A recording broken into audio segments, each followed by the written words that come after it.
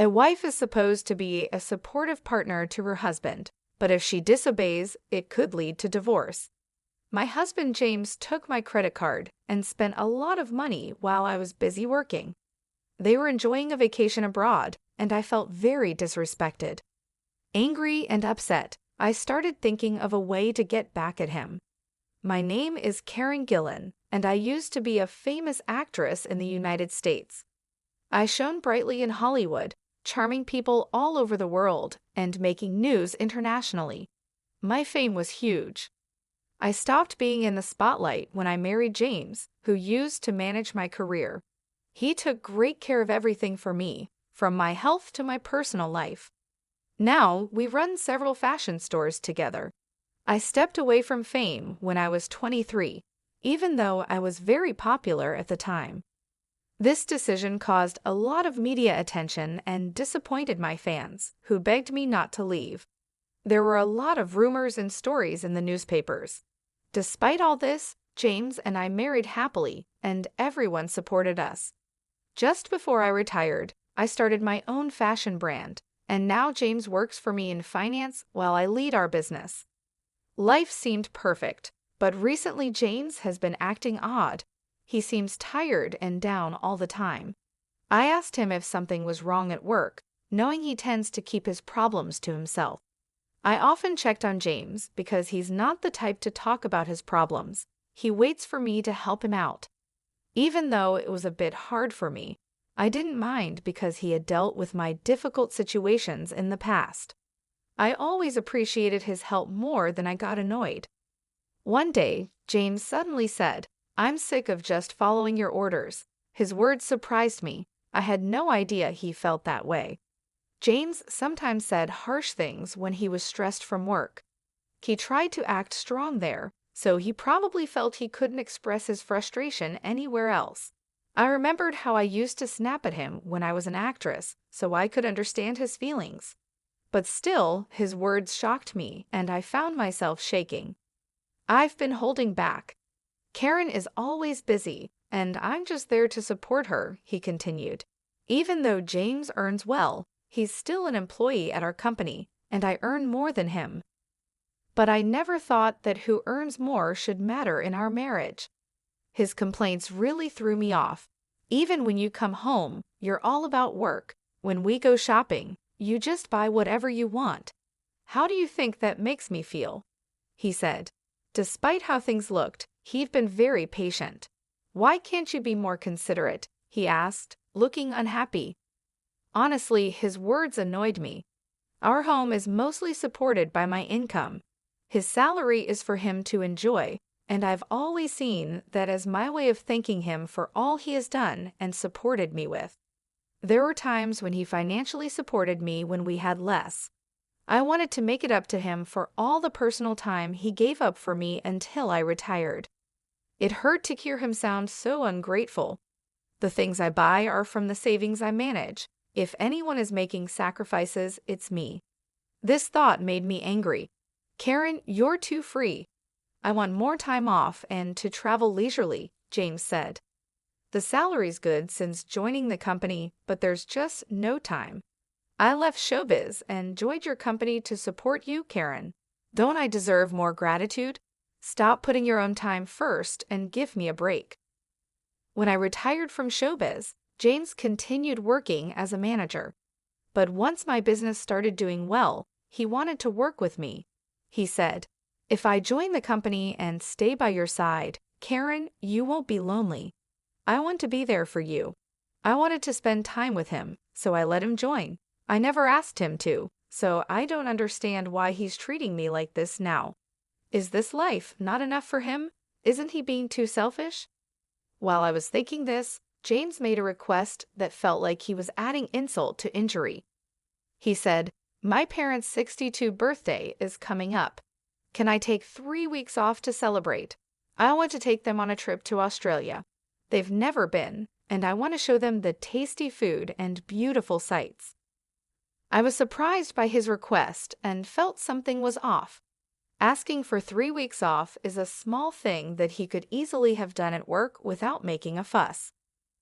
Our company is fair, and no one would mind if someone took leave.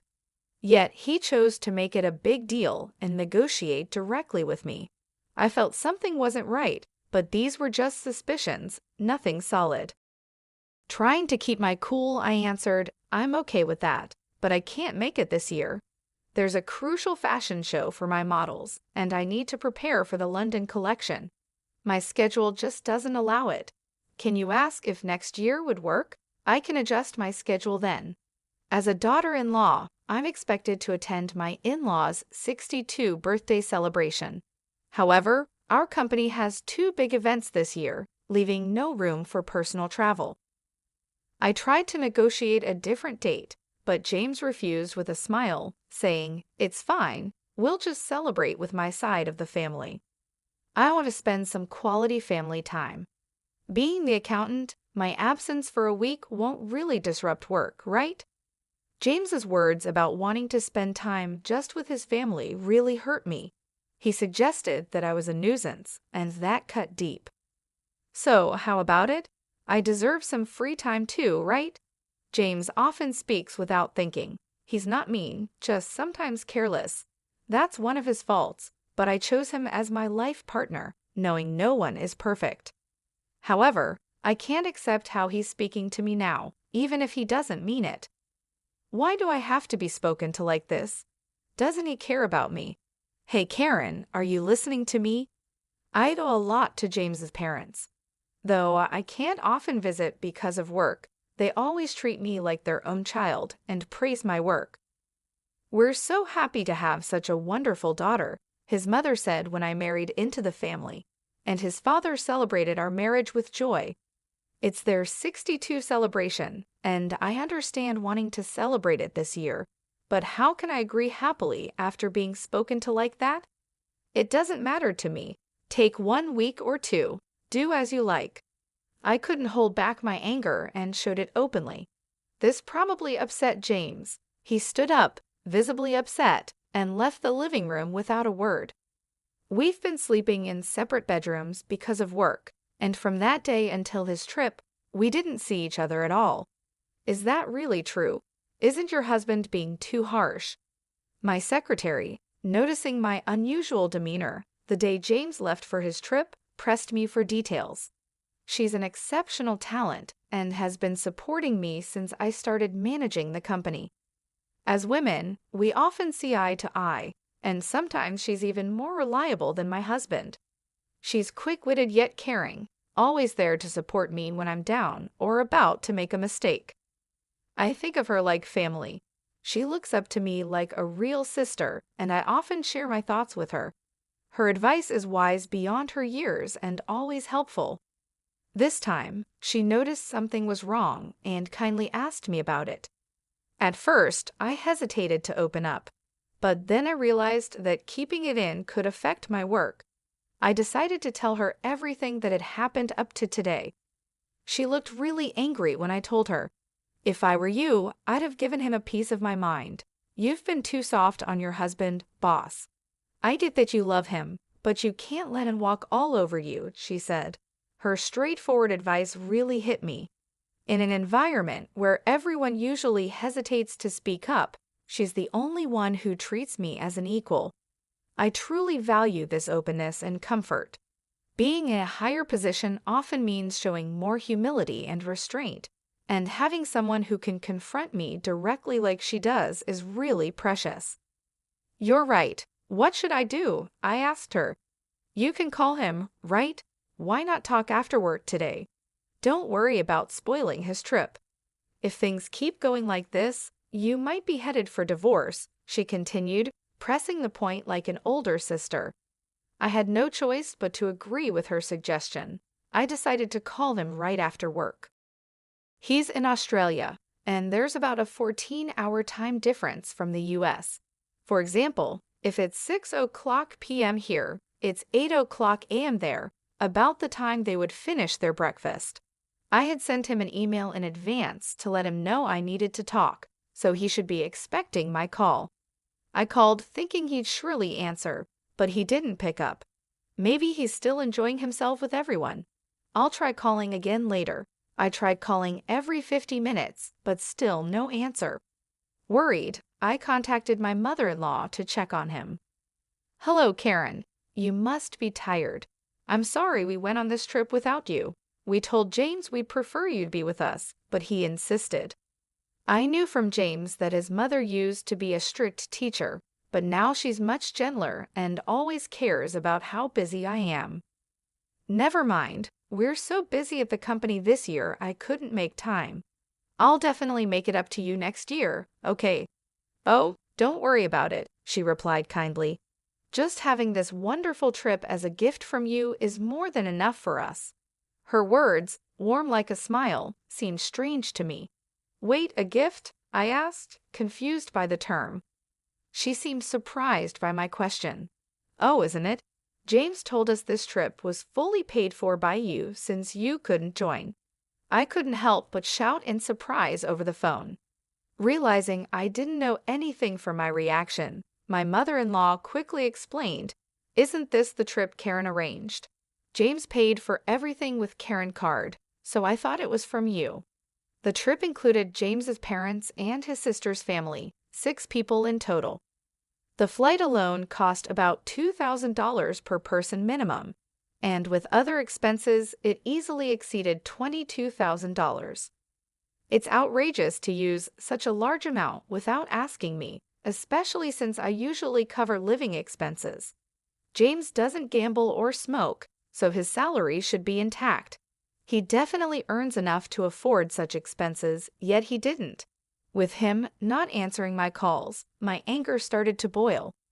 Noticing my upset, my mother-in-law spoke with concern. "Karen, are you okay? We'll pay back every penny." James insisted on covering everything, which seemed odd. "My husband and I decided to pay you back later. We miss you and plan to visit you." Thinking the trip was based on a terrible plan, she continued to comfort me. "You're not at fault. It's also your 62 celebration, so please use that money for your enjoyment. I'll definitely get James to pay for it, but could you tell me more about the trip's planning?" I was trying to figure out what James was up to when I realized this trip must have been planned months ago without me knowing. At that moment, I started to doubt him. Then, my mother-in-law revealed a shocking fact. The trip was actually suggested by James's sister and her husband. Surprisingly, it was James's sister and her husband who always criticized me who initiated the trip. James's brother-in-law, an executive at a company competing with mine, looked down on me for being a female CEO. Because of his high pride, James never stood up to his sister. The sight of James showing respect to someone other than herself must have caught my sister-in-law's attention. Even though she has always controlled James, I couldn't stand the fact that she got offended by James just being slightly nice to someone else. With their strong sense of rivalry, my sister-in-law and her husband disliked me, and I always tried to avoid them as much as possible. This couple, always competitive and disliking me, possibly planned this trip to create a rift and exclude me, using James as their source of money. "I'm so sorry, I didn't know anything. James told me you were busy and asked us not to contact you directly," my mother-in-law said. If my in-laws and I were to communicate, it would have exposed the plan and potentially caused a rift in our marriage. To prevent this, James had already advised his parents not to reach out to me because of my busy schedule. His words were absolute to them. They decided to follow his advice and planned to express their gratitude when they returned. "Karen, did you give James a card or something?" "He was paying with a gold card I've never seen before," my father-in-law asked suddenly. He must have been listening in, given his urgent tone. His question confirmed my suspicions the moment he mentioned the gold card. I checked my safe and found that the gold card he mentioned was missing. This card is crucial for our company and only James, and I knew the safe's password. I never thought James would steal from the company, but it was clear he had taken the card. As the finance manager, he could easily change the records. Realizing he was misusing company funds, my anger grew, and I told my in-laws what had happened. They turned pale with shock. What should we do? Are we part of this theft? We'll go back with James immediately. We're as guilty as he is, even if we didn't know. My mother-in-law panicked. My father-in-law, who always takes his responsibilities seriously, agreed. We'll accept our punishment once we're back. I shook my head, disagreeing. No need for that. You were just tricked by James. You're not at fault. But I can't let James and his sister's family get away with this. We don't need punishment, but could you help me with something? I continued. I ignored James' actions until now, and that's my fault. He's taken me for granted, thinking he can just apologize and get away with it. This isn't just a personal problem. It's about the company. We need to teach him a lesson. All right, we'll do whatever we can to help, they responded. So we began planning how to get back at James. I was surprised by my own cleverness, but my love for James had turned into hatred and anger. Initially, my in-laws were hesitant about this harsh plan, but as parents, they finally decided to stand by me. Just as we were discussing this, James unexpectedly called. I ended the call with my in-laws and picked up James's call. What's up? We're enjoying a family-only trip, so what's this important talk about? James's sarcastic tone irritated me even more. You took your time calling. Did you go a little wild, huh? No way, just having drinks at a nearby bar with Mom and Dad. This confirmed he was lying. I had just spoken to his parents, and there was no noisy bar sound in the background. Besides, they had no reason to lie to me. He was probably out causing trouble with his sister's family. His words cooled my feelings for him completely. Oh really? By the way, James, you haven't been messing with the company's expenses, have you? His attitude changed instantly at my unexpected question. What's that all about? His tone, usually lighthearted, turned dead serious. Was this his true nature? Seeing his attitude shift as if he now saw me as an enemy, I faced him with equal firmness. Just checking, since there will be an audit at the company soon. Are you suspecting me? His defensive reaction showed his guilt. I couldn't help but laugh at his poor response. What's wrong? I was just concerned, and you're talking about suspicion. Did you do something wrong? No, anyway, the house isn't in a mess when I get back, right? Realizing he was digging himself deeper, he suddenly changed the subject. His actions only made him look more suspicious. I was almost impressed by his foolishness. Who knows? I've been busy with work too. Give me a break. I hate coming back to a dirty house with bugs. A wife is her husband's maid. Disobey and it's divorce. Even our executive says that to his wife. Looks like I might have to do the same, right? You wouldn't want that, so keep the house clean. I had never seen him getting along with the executive. His current words were probably all his own thoughts. But aware of his weaker position, he used the third person to express them. His patheticness made me sigh. Sure, I'll keep that in mind. There was no need to talk to him any longer. James clearly looked down on me, even embezzling company funds. Embezzlement is a serious crime, and I could take him to the police. No mercy even for a spouse, but that alone wouldn't satisfy me after ending the call with James. The next day, while I was busy preparing for the fashion show, I made a phone call to a certain place. Of course, James bombarded me with calls. I noticed his calls late at night while I was out. Luckily, my secretary was driving, so I answered James's call on speaker. You're late. What have you been doing? His voice was rougher than I'd ever heard, surprising both my secretary and me. What do you mean? I was working. Did you do something yesterday? Do something like what? Don't play dumb. Tell me the truth. James was in complete panic, and in the background, I could hear several Australia men and my sister-in-law and her husband confronting him. It sounded noisy. Something wrong? I asked. No, it's just James, who had been blustering, suddenly began to stammer. He realized that admitting anything would put him in a very disadvantageous position. His odd behavior made me explain to him what was coming. Too bad, James. You were supposed to be having a blast in Australia. But it seems your dream turned into a nightmare overnight. Huh. But it's what you deserve for misusing someone else's money. You did something, didn't you? As he reacted weirdly, I revealed what I had done the day before. I had contacted the president of the credit card company I was contracted with. Despite it being after hours, he agreed to help me due to our long-standing relationship. He immediately suspended the company's credit card. If a credit card is misused, the company doesn't have to pay the store, leaving the store at a loss. However, James had arranged to pay the entire bill at checkout. So with the card blocked, he couldn't pay and was now being interrogated by the hotel receptionists.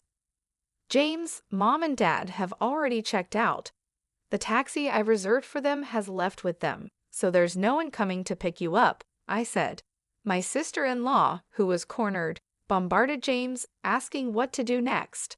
Hearing this, James panicked even more and directed his anger at me. How can you do this and think it's okay? Are you ready for a divorce? Go ahead. I'd rather not have a husband who steals from the company. I've already talked to a lawyer, and we're starting the divorce process, I told James. He was clearly shaken by my calm reaction. I've ignored so much of what you've done, James. There was a time when you supported my work, and I was grateful, but I've reached my limit. My patience is gone, I continued. That can't be.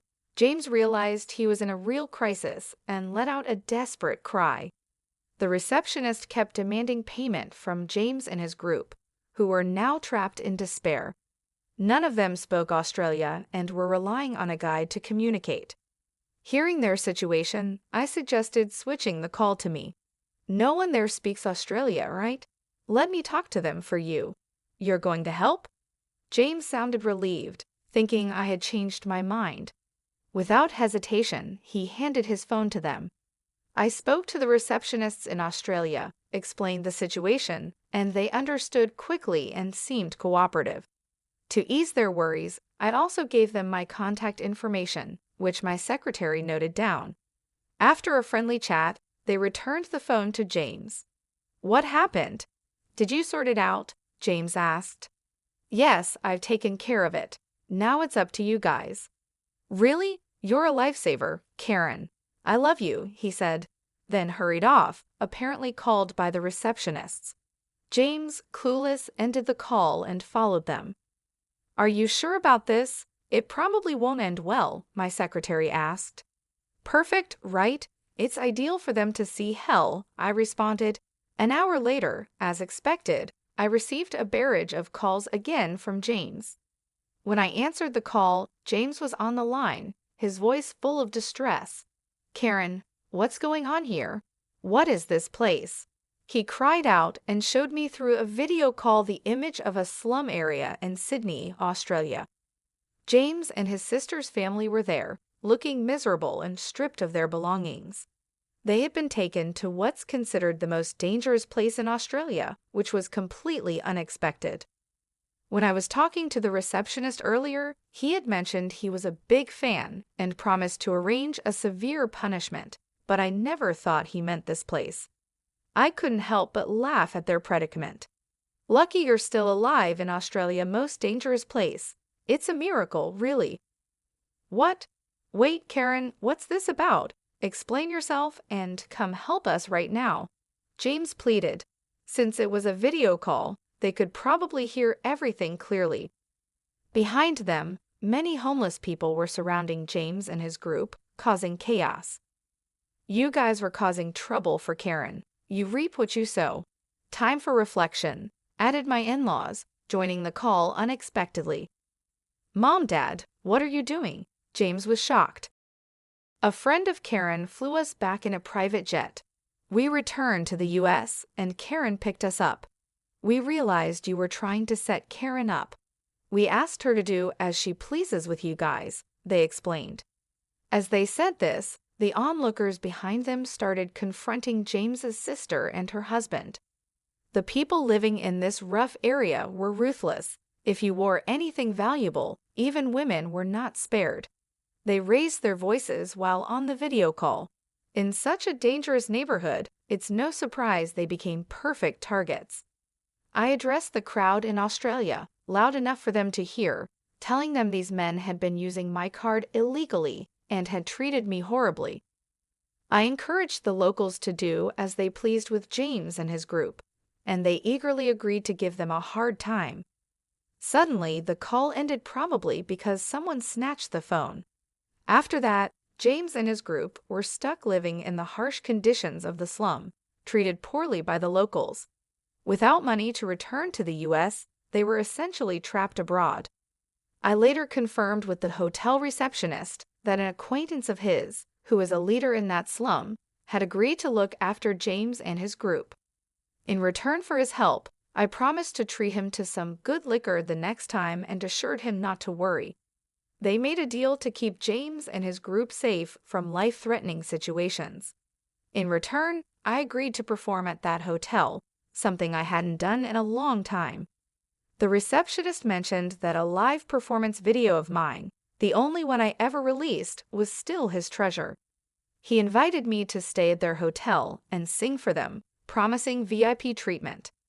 Following this, I successfully got my revenge on James and his group with the help of the men from the hotel. I also managed to divorce James. I felt refreshed and have been enjoying life with my in-laws. James's sister and her husband were fired from their jobs for unexcused absences. Their phones were taken by the locals, leaving them without a way to contact anyone. My in-laws explained the situation well, so it didn't become a police matter, and no one seemed to care about them. Thus, my ties with James were completely severed. Since then, I've been focusing on work and living a happy life. Occasionally, I call the receptionist to check on James and his group. They're still living in tough conditions, but I don't feel sorry for them. I asked to spare their lives, and now I'm enjoying my